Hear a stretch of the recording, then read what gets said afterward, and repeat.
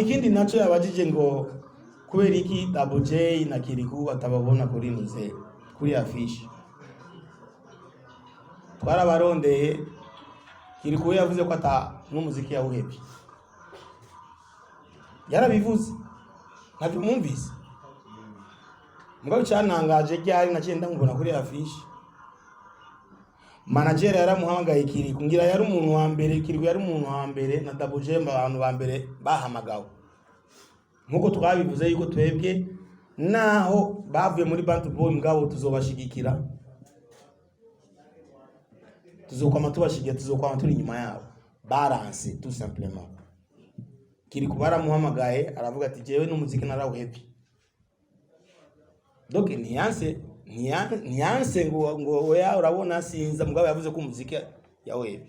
Nanje nkibona poster yo nace namwandike kumbe wa muziki none warauhebye canke ngo ivyo bintu by'ama poster je ntavyo nzi ngo ndiko ndarondera aba bantu babigize. Double J n'ubu telefone yiwe nta ngira yaramu block na manager. Kugira aba journaliste baumbea c'est bien, nituvianse. Ikibabaza nuko ibintu vyiza ni mu biposta, muposta bijya bibi gusa. Ngizi kosa ni mu nkosore. Calvin, sijaona kuna posti nyimbo zangu. Tusemeshe ukweli, ni benshi ngaho mbona ba journaliste hapa nyimbo yangu hakuna mtu washai post. Lakini nikikoyola mu barabara tu. Fizo ya sovye mu barabara. C'est bien, ni mubigire c'est bien. Mugabo kuberiki ni vyiza, kuberiki ni vyiza by'umuririmbi mutabishigikira. Mugabo mushigikira gusa amafuti. Ama TV online baducafuza bagize iki? C'est pas nous. Gira twarasohoye ikete ku mugaragaro turagyerekana. Sinzi ko hari abantu bazi gusoma cyane mwarabonye irya kete. Si twe twirukanye baki nta muntu nta Bantu Boy yirukanye Double J, nta Bantu Boy yirukanye Kiriku. Barabajije mushaka kurena imvola kontra ngoya umwana arakura akagenda nyine ni sawa ni imiryango iruguruye umunsi muzo kumva yuko mushaka gusubira karibu imiryango iruguruye.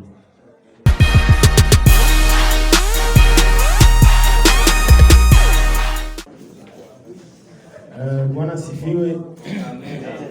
Assalamu alaikum kwa Islam. En tout cas, moi je m'y attendais pas kubona yuko mwoza mungano ku.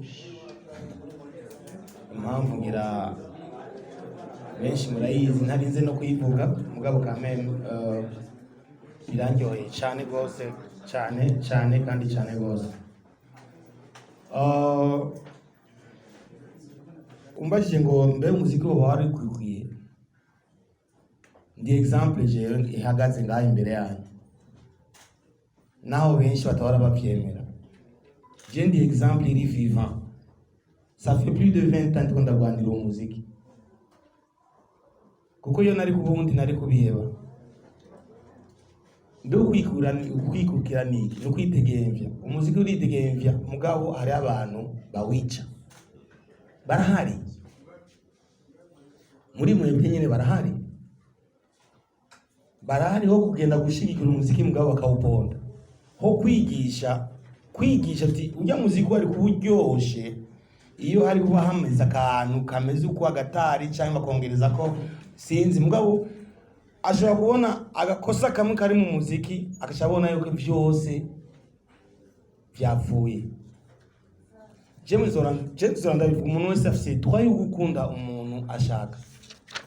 Umuntu wese arafite droit nanjye ndafite droit y'abari imvi. Bongaje nkunda mvuga ati ujya agenda mu prefer. Mugabo nikibuza nibica bimbuza kudashigikira ubundi no. Je no kuri ndababwiriza ukuri muri telefone ya mfise indirimbo presque z'abaririmbi bose bonga. Igituma murakizi. Mugabo hari abaririmbi bumbwiye ati ufise indirimbo ya Farious muri telefone yawe no. Kuko jewe biranyigisha kumviriza zijya ndirimbo zabo. Nkavuga ni aba pete bako banakuya moto je bishabimpa ingoga yo gukora de plus kuko ntushobora guhigana n'umuntu utazi utapigana na nani na gitutu abiwezekana ntibishoboka mugabo kujya kumviriza zijya ndirimbo zawo birama strategy wanje yo gukora batereka nkore nk'indirimbo nk'iyi canke irusha nk'iyi rero umuziki warikukiye nuko gusa injavyi zamyeyo kandi zizokwamaho kuko hari abantu babeshijeho n'umuziki jewe nakandi kazi nkora mfise abana baja ku ishuri ndihamiriye vare biciye mu muziki iyi nzu tuyiriya amafaranga avuye mu muziki turafise abakozi bakora ngaha tubariye amafaranga avuye mu muziki je novuga yuko umuziki warikukiye mugabo nuko gusa hari abantu binjavyi bawusubiza inyuma ariko kimwe gusa je no saba abantu situ nk'abaririmbyi ego niwashaka ntituvugane ntitwicarane mugabo haje ikintu cyitwa Burundi ko za Nigeria ba Wizkid baragwana n'abantu bakagwana mugabo haje ikintu cyitwa Nigeria bose bahagurukira rimwe bagashigikira mugabo ngaha ntibiba aha hari abajournaliste biyongoye abandi bagize team sawa mugira team ntituvyanse nimugira team nimukunda bo mushaka mugabo nimba ari umurundi wiwanyu niwashaka par exemple zijya ndirimbo zujya musani wowe ukunda nuzivuze incuro 3 canke 4 mugabo ntibikubuze kuvuza na babandi mubahe chance yo kuvuza n'indirimbo nimwe bama baragira amapromotion abantu bo hanze et pourtant abarundi bari ngaha kandi dushoboye none abarundi ntidushoboye ko tuvugisha ukuri umuziki nuri nta kanovera ufise agafise so nibaza iyo question je mvuga ko umuziki warikukiye ko nimba Burundi bwarikukiye n'umuziki warikukiye n'abantu twese twarikukiye mugabo ingorane ntizibura ko ingorane zigendana n'umuntu sasa normal nibaza ko ikibazo nacishuye neza hama uruhara yabaje n'ikindi ngo nimba leta ibifise mu ruhara bien sûr que oui kuko iyo tari kubifise mu ruhara twari kuronka d'abord autorisation yo kubikora twari kuronka autorisation nimba itari kuba ibifise mu ruhara tukanayishimira kubona yaduhaye na autorisation hama bikenewe bazoza no kudushigikira bivanye n'umwanya bazoba bafise kuko sinovuga ngo leta nta ruhara ibifite mu ya kuko baduhaye deja autorisation ni preuve ya mbere ivuga yuko ibifise mu ruhara yego murakoze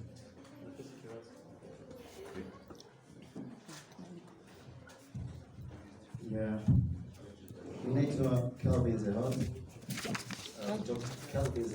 kutoka Kelvin the Hot Media Kaze TV pamoja na kelvinzehot.com. Nina pendekezo moja na swali moja.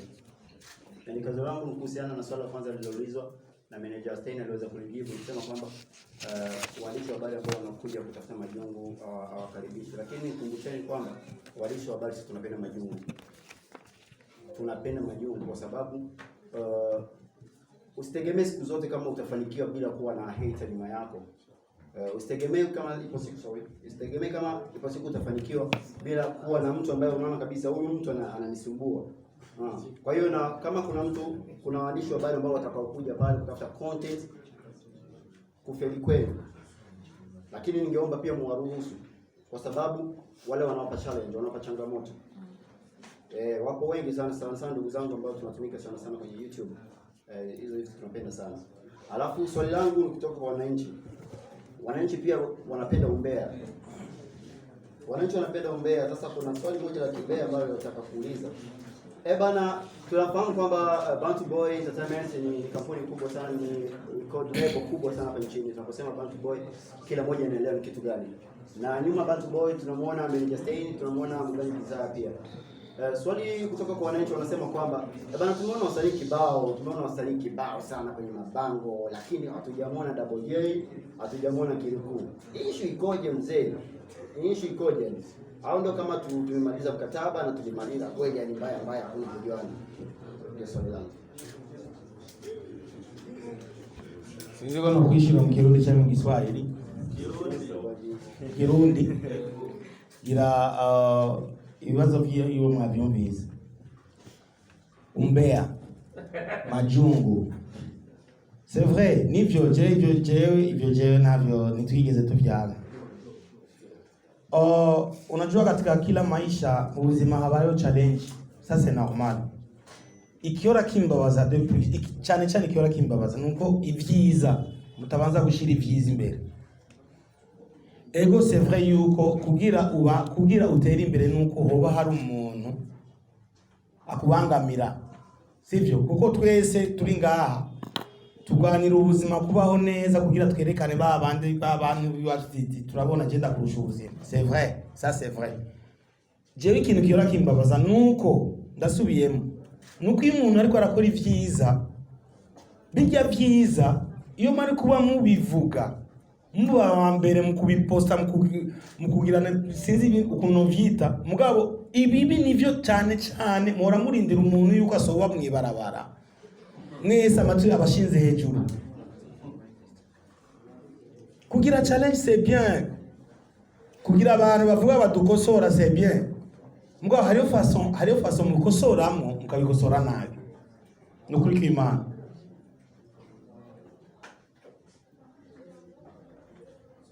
C'est normal, ivyo ni normal.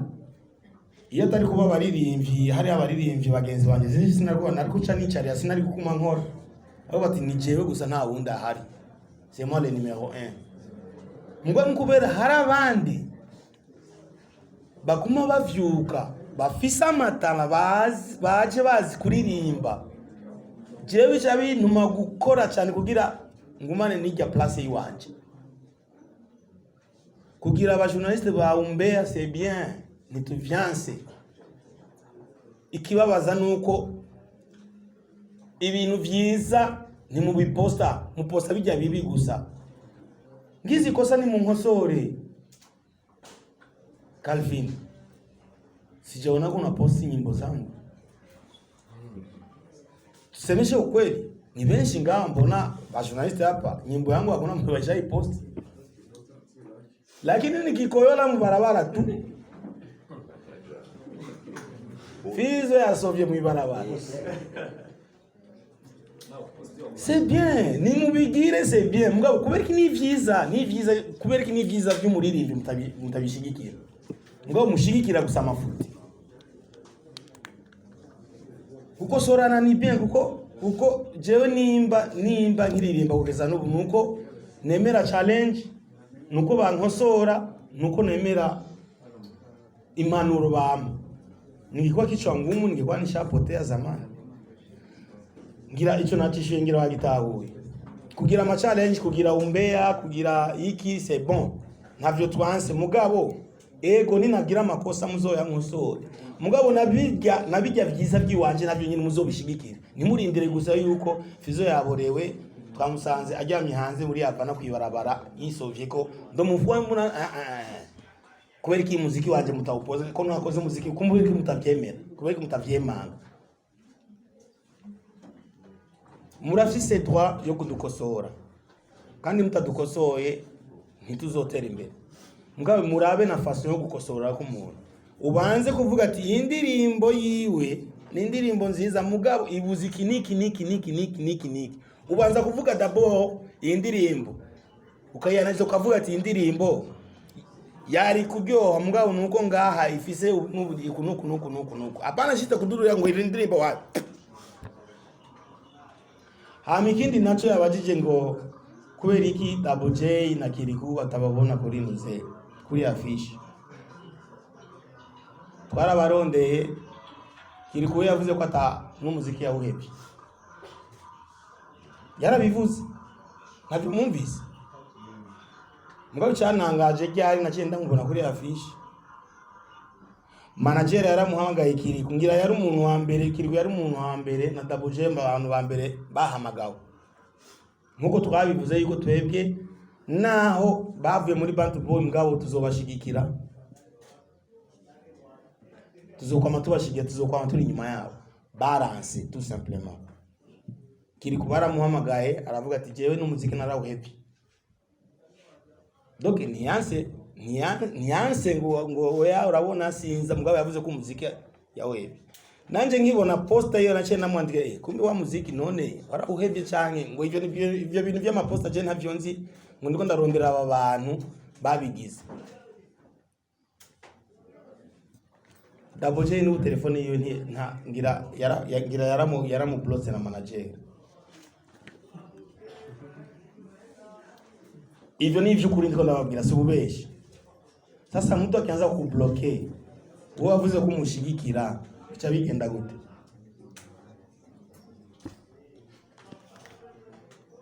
Kavi nimesikia jibu. Kiriku aliitwa akasema kwamba muziki ameacha. Lakini kwenye mabango yupo, kwenye bango zingine yupo. Double J labda alimblock hata huya hapokei wala ajibu hata na message. That's it. Uko nukuri. Chaimuzo barondere mubabaze TY. Kandi ndazi yuko mufise ibibazo byinshi mugabo malheureusement tuko turavuga ikintu cyanuze ca Festival de l'Independance. Mugabo uzoshaka kumenya ukuri kwa Double J na Kiriku. Muzo barondere. Sinogwa munavumbuana ngo muravumburana, muzo baronde mubabaze impamvu batashatse gusinya kuri nouvelle compte. Kandi abantu baguma baducafuza, abantu bari amanuze ama TV online baducafuza bagize iki c'est pas nous gira twarasohoye ikete ku mugaragaro turagyerekana.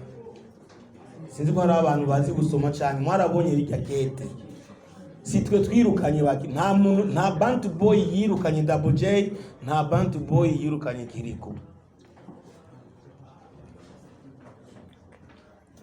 Barabajije mushaka kurenuvela contrat ngoya umwana arakura akagenda nyine ni sawa, ni imiryango iruguruye umunsi muzo kumva yuko mushaka gusubira karibu imiryango iruguruye.